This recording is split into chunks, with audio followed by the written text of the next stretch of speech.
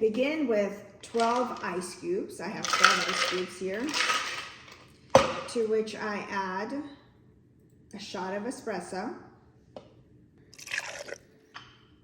And then to that, I will add about 3 ounces of water.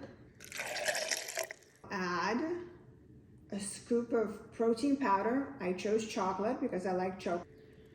A scoop of 1 teaspoon of chocolate cocoa powder, sugar-free. 1 stevia, you can do that.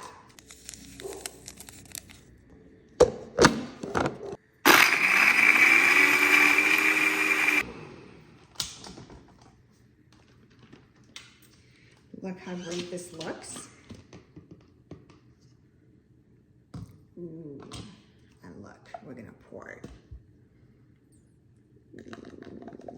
Ooh, the best mocha.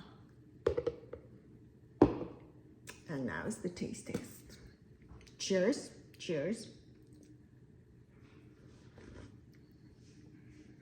Oh my God, sweet, chocolatey, creamy from blending. And it has that kick of coffee, plus 26 grams of protein.